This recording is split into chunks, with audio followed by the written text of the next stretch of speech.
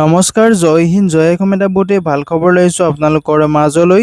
আজি পুনৰ নতুনকৈ চাকৰি আহিছে APGCL বিভাগৰ ফালৰ পৰা। যিহেতু APGCL বিভাগৰ ফালৰ পৰা 2026 বৰ্ষৰ কাৰণে নতুনকৈ পদ মুকলি কৰি দিয়া হৈছে। এছিষ্টেণ্ট মেনেজাৰ পদ মুকলি কৰি দিয়া হৈছে। কিমানখিনি পদ মুকলি কৰি দিয়া হৈছে আৰু এই পদসমূহত আপোনালোকে কেনেদৰে আবেদন কৰিব, আবেদন কৰিবলৈ আপোনালোকৰ বয়সৰ সময়সীমা কিমান বিচাৰিছে, লগতে এপ্লিকেশ্যন ফিজ কিমান কাটিব লাগিব, সম্পূৰ্ণ তথ্য এই ভিডিঅ'টোত আলোচনা কৰিম। চ' ভিডিঅ'টো শেষলৈকে চাব, অলপ স্কিপ নকৰাকৈ। যদিহে ভিডিঅ'টো চাই ভাল পায় এটা লাইক কৰিব আৰু মোৰ চেনেলটোলৈ যদি প্ৰথমবাৰ কাৰণে আহিছে তেনেহ'লে চেনেলটো ছাবস্ক্ৰাইব কৰিবলৈ নাপাহৰিব। লগতে ভিডিঅ' ডেছক্ৰিপশ্যনত মই হোৱাটছআপ চেনেল আৰু টেলিগ্ৰাম চেনেলৰ লিংক দিছোঁ, তাতো গৈ আপোনালোকে ফ'ল' কৰি ল'ব, যাতে প্ৰতিদিনে জবৰ আপডেটসমূহ সকলোতকৈ আগতীয়াকৈ আমাৰ এই চেনেলৰ দ্বাৰা পাই থাকিব পাৰে। যিহেতু ইয়াতে দেখিবলৈ পাইছে APGCL recruitment 2026 apply online for 35 assistant manager post. যিহেতু APGCL বিভাগৰ ফালৰ পৰা 2026 বৰ্ষৰ কাৰণে 35টাকৈ এছিষ্টেণ্ট মেনেজাৰ পদ মুকলি কৰি দিয়া হৈছে। কোনটো বিভাগত কিমানখিনি পদ মুকলি কৰি দিয়া হৈছে, কি ডিচিপ্লিন হৈছে, আপোনালোকৰ ভেকেঞ্চিখিনি ক'ত কেনেধৰণৰ দিয়া আছে, সম্পূৰ্ণ তথ্য ভিডিঅ'টো আলোচনা কৰিম। চ' ভিডিঅ'টো শেষলৈকে চাব, অলপ স্কিপ নকৰাকৈ। ইয়াতে আপোনালোকে অভাৰভিউটো যিহেতু দেখিবলৈ পাইছে, অৰ্গেনাইজেশ্যনটোৰ হৈছে Assam power generation corporation limited, যিটো APGCL বুলি কোৱা হয়। ইয়াতে ৰিক্ৰুটিং অথৰিটি হৈছে আছাম পাব্লিক ছাৰ্ভিচ কমিশ্যন, যিটো APSC আণ্ডাৰত ভেকেঞ্চিসমূহ মুকলি কৰি দিয়া হৈছে। ইয়াতে পোষ্ট নেমটো হৈছে এছিষ্টেণ্ট মেনেজাৰ হয়। টোটেল ভেকেঞ্চি 35টা ভেকেঞ্চি দেখিবলৈ পাব। জব লোকেশ্যনটো আছামতে হয়।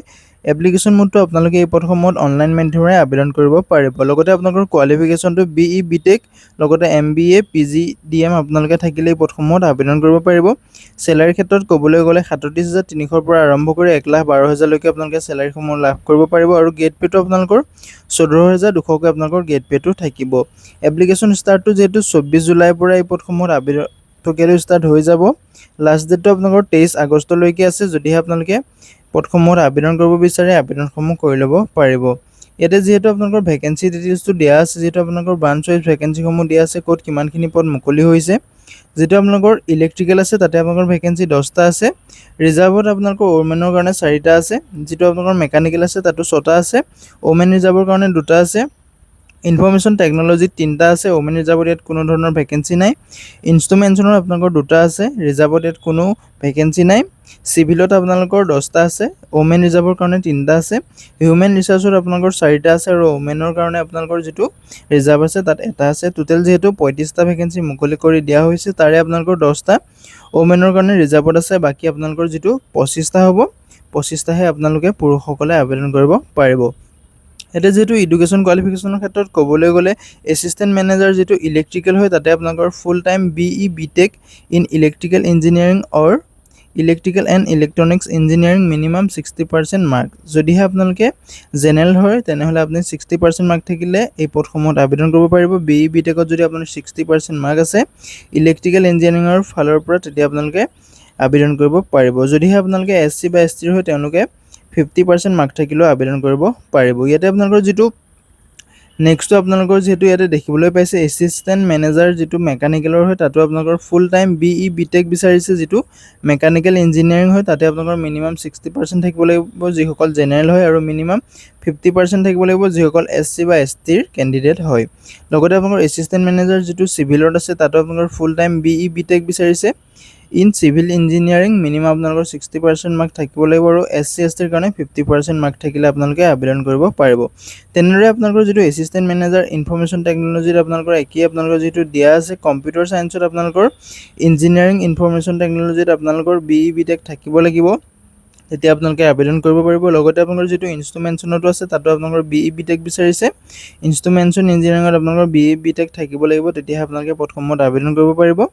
লগতে আপোনালোকৰ যিটো এছিষ্টেণ্ট মেনেজাৰ হিউমেন ৰিচাৰ্চ আছে, তাতে আপোনালোকৰ 2 year ফুল টাইম MBA বিচাৰিছে। যিটো আপোনালোকৰ হিউমেন ৰিচাৰ্চ হয়, তাতে আপোনালোকৰ যিটো এছিষ্টেণ্ট মেনেজাৰৰ কাৰণে আপোনালোকৰ 2 year ফুল টাইম MBA বা PGDM থাকিলে আপোনালোকে এই পদসমূহত আবেদন কৰিব পাৰিব। লগতে আপোনালোকৰ মিনিমাম মাৰ্কটো 60% লাগিব জেনেৰেলৰ কাৰণে, আৰু SC STৰ কাৰণে ইয়াত 55% মাৰ্ক হ'লে আপোনালোকে আবেদন কৰিব পাৰিব। বয়সৰ সময়সীমাৰ ক্ষেত্ৰত ক'বলৈ গ'লে আপোনালোকৰ মিনিমাম বয়সটো 21 বছৰৰ পৰা এই পদসমূহত আবেদন কৰিব পাৰিব। মেক্সিমাম আপোনালোকে 38 বছৰলৈকে এই পদসমূহত আবেদন কৰিব পাৰিব। লগতে আপোনালোকৰ বয়সটো 1 জানুৱাৰী 2026লৈকে গণনা কৰা হ'ব। ইয়াত আপোনালোকৰ এজ ইলেকশ্যনসমূহ ল'ব পাৰিব। যদি আপোনালোকে SC বা STৰ কেণ্ডিডেট হয় তেনেহ'লে আপুনি 5 বছৰকৈ এজ ইলেকশ্যন ল'ব পাৰিব। যদি আপোনালোকে OBC বা MOBCৰ হয় তেনেহ'লে আপুনি 3 বছৰকৈ এজ ইলেকশ্যন ল'ব পাৰিব।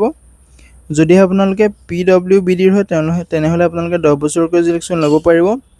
যিসকল এক্স ছাৰ্ভিচমেন আছে তেওঁলোকে গভৰ্ণমেণ্টৰ ৰুলৰ মতে এজ ইলেকশ্যনসমূহ ল'ব পাৰিব। লগতে আপোনালোকৰ যিসকল ডিপাৰ্টমেণ্টেল HR কেণ্ডিডেট হয় তেওঁলোকে 45 বছৰলৈকে আপোনালোকে এজ ইলেকশ্যন ল'ব পাৰিব। মানে আপ টু 45 বছৰ যিটো আপোনালোকৰ বয়সৰ সময়সীমা দিয়া আছে তাৰ পৰা আপোনালোকে যদি 45 বছৰ বয়সলৈকে আপোনালোকে আবেদন কৰিব পাৰিব। ইয়াতে আপোনালোকৰ যিটো APGCLৰ আপোনালোকৰ ৰিক্ৰুইটমেণ্ট 2026ৰ এপ্লিকেশ্যন ফিজটো ইয়াতে দিয়া আছে, কেটেগৰী আছে আপোনালোকৰ এপ্লিকেশ্যন ফিজ দিয়া আছে। যিসকল জেনেৰেল কেণ্ডিডেট হয় তেওঁলোকে 250 টকাকৈ এপ্লিকেশ্যন ফিজ কাটিব লাগিব। লগতে আপোনালোকৰ টোটেল ফিজটো মিলাই লৈ আপোনালোকৰ ইয়াতে 297 আপোনালোকে টোটেল ফিজ কাটিব লাগিব।